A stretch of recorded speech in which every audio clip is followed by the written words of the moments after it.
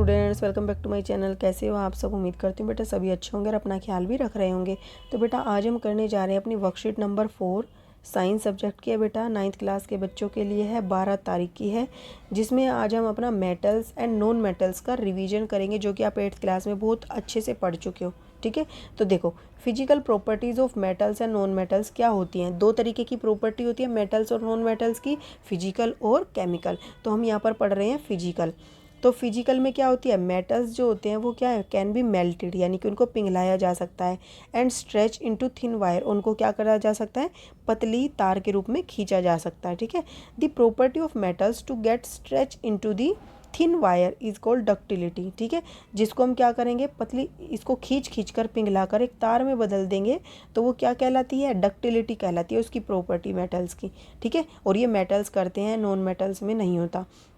अब metals can be beaten, इनको पीटा जा सकता है। ठीक है, पीट कर क्या करेंगे, the property to get beaten into the thin sheet, यानी कि एक पतली चादर के रूप में। जैसे तुमने देखा ये गोल्ड है बेटा, इसको पीट कर एक सिक्के का रूप दे दिया गया। ठीक है, तो ये क्या कहलाती है प्रॉपर्टी, मैलिएबिलिटी। क्या कहलाती है, मैलिएबिलिटी। इसको पीट कर, मैलिएबिलिटी से ये मत सोचना कि इसको मेल्ट किया गया है, इसको पीटा गया है। ठीक है, हैमर से, और इसमें क्या था, इसको खींचा गया था, स्ट्रेच किया गया था एक तार के रूप में। ओके, एग्जाम्पल क्या है, गोल्ड ज्वेलरी और सिल्वर फॉइल वगैरह, ये सब जो है एल्यूमिनियम फॉइल है, सिल्वर फॉइल है, ये सब कैसे बनती हैं, पीट कर पतली चादर में बदलती हैं।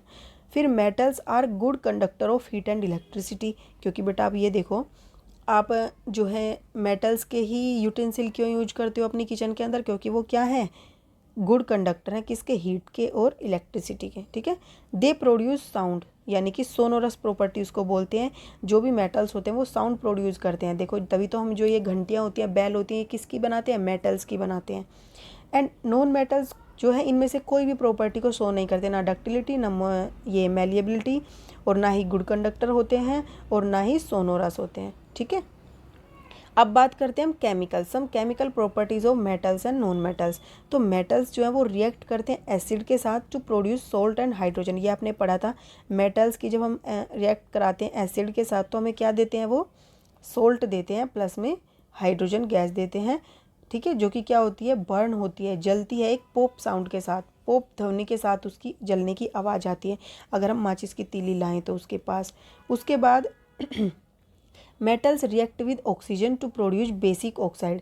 अब जो ये रिएक्ट किए थे बेटा, जो मेटल्स थे, अगर मेटल्स की ऑक्सीजन के साथ कराएंगे रिएक्शन तो हमें ये क्या देंगे, जो हमें यहाँ पर ऑक्साइड मिलेगा वो कैसा होगा, उसमें नेचर में बेसिक इन नेचर।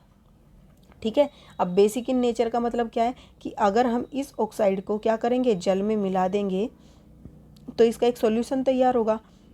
उस सॉल्यूशन में अगर हम लिटमस पेपर डालते हैं तो ये क्या करेगा, रेड लिटमस पेपर को क्या कर देगा, ब्लू में कन्वर्ट कर देगा। ठीक है, तो रेड का ब्लू में कन्वर्ट होना मतलब क्या है, इसकी प्रकृति कैसी होगी, इसका नेचर कैसा होगा, ये होगा आपका बेसिक। ठीक है, नेक्स्ट है, ये आप 7th में पढ़ चुके हो बेटा, non metal like sulphur react with oxygen. अब नॉन मेटल जो है उसकी सल्फर, नॉन मेटल हमने क्या लिया एग्जाम्पल में, सल्फर के हम ऑक्सीजन के साथ अभिक्रिया कराएंगे तो वो हमें जो देगा SO2 देगा। ठीक है, ये हमारा क्या बना, सल्फर ऑक्साइड। और ये जो होगा ये क्या होगा, एसिडिक होगा नेचर में, कैसा होगा, एसिडिक होगा। ठीक है, तो नॉन मेटल की प्रकृति कैसी होती है, नेचर कैसा होता है, एसिडिक, और मेटल का होता है बेसिक। ये आपको याद रखना, इम्पोर्टेंट है ये। ठीक है, फिर more reactive metals displace less reactive metals from their salt solution. ये हम पढ़ चुके हैं डिस्प्लेसमेंट रिएक्शन में, कि अगर मान लो 2 चेयर हैं, 2 चेयर क्या है बेटा, एक ही चेयर है, एक पर बहुत ही कमज़ोर व्यक्ति बैठा है और यहाँ से बहुत ही ताकतवर व्यक्ति आ रहा है, तो वो क्या करेगा, इसको यहाँ से हटाकर खुद बैठ जाएगा इसकी गद्दी पर।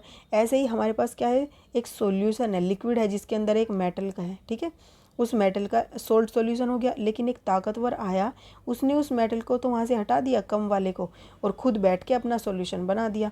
तो ये क्या हुआ, डिस्प्लेसमेंट रिएक्शन, जब हम एक को हटाकर उसकी जगह पर बैठ जाएं। तो एग्जाम्पल के लिए आयरन जो है डिस्प्लेस कॉपर, तो यहाँ से क्या होगा, आयरन जो होगा, हमने इसमें आयरन डाला तो ये कॉपर का विलयन था या कॉपर का सॉल्यूशन था, इस आयरन ने क्या किया, कॉपर को यहाँ से हटा दिया और अपना सॉल्यूशन बना दिया FeSO4 ठीक है, फेरस सल्फेट का। Use of metals and non metals, तो मेटल्स और नॉन मेटल्स का यूज हम पता ही है बेटा क्या करते हैं, मशीनरी, ऑटो पार्ट्स, यूटेंसिल बनाने में करते हैं। और नॉन मेटल का किस में करते हैं, फायर क्रैकर बनाने में फॉस्फोरस का यूज होता है, एंटीसेप्टिक के लिए आयोडीन का यूज होता है। और जितनी भी गैसेज होती हैं नॉन मेटल्स वो सारी हमारी एटमॉस्फेयर के अंदर होती हैं, नाइट्रोजन, ऑक्सीजन, कार्बन डाइऑक्साइड, ये सब क्या है, नॉन मेटल है। ठीक है। अब इसके अलावा बेटा कुछ एक्सेप्शंस होते हैं जो इम्पोर्टेंट होते हैं एग्जाम पॉइंट ऑफ व्यू से, 1 मार्क्स में आपसे आराम से पूछे जा सकते हैं।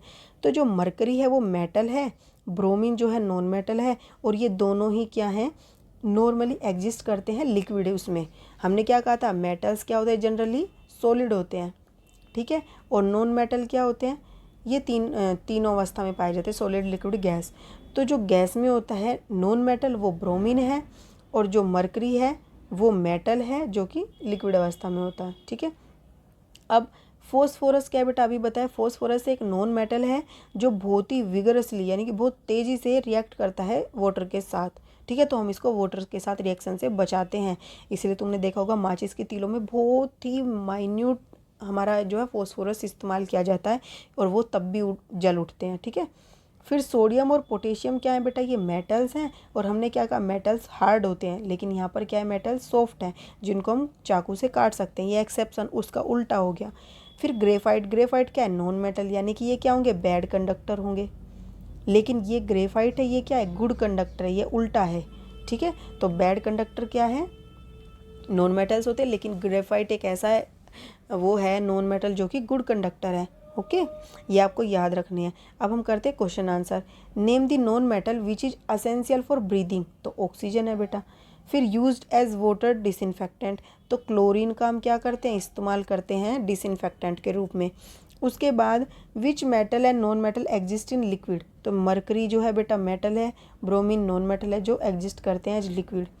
ठीक है, एट रूम टेम्परेचर, ये भी याद रखना। डिफाइन डक्टिलिटी एंड मैलिएबिलिटी, तो ये हमने अभी पढ़ा बेटा, ऊपर दोनों पॉइंट यहाँ से आप लिखोगे, या यहाँ से कि the property of metal to get stretch into the thin wire is called ductility, ये दोनों लाइन ऐसे ही यहाँ से लिखोगे, द प्रॉपर्टी से लेकर यहाँ तक लिख दोगे, ये आपका मैलिएबिलिटी हो जाएगा। ठीक है। नेक्स्ट क्वेश्चन क्या है आपका, नेक्स्ट क्वेश्चन है which non metal is a good conductor of electricity, non metal, तो ग्रेफाइट एक नॉन मेटल है जो गुड कंडक्टर है इलेक्ट्रिसिटी का। ठीक है। फिर उसके बाद what is the nature of metals and non metals, तो देखो बेटा हमने अभी पढ़ा मेटल कैसे होते हैं, बेसिक, आप लिखोगे basic in nature. Non metal क्या है बेटा, एसिडिक इन नेचर। ठीक है, एसिडिक इन नेचर। तो ये आपकी आज की वर्कशीट थी बेटा, उम्मीद करती हूँ आपको अच्छे से समझ आ गई होगी। फिर भी कोई डाउट हो तो कमेंट बॉक्स में पूछ लेना। इस वीडियो में इतने, अपना नेक्स्ट टॉपिक जो है नेक्स्ट वीडियो में करेंगे। तब तक के लिए ऐसे हंसते रहिए, मुस्कुराते रहिए, पढ़ते रहिए और आगे बढ़ते रहिए। Thank you.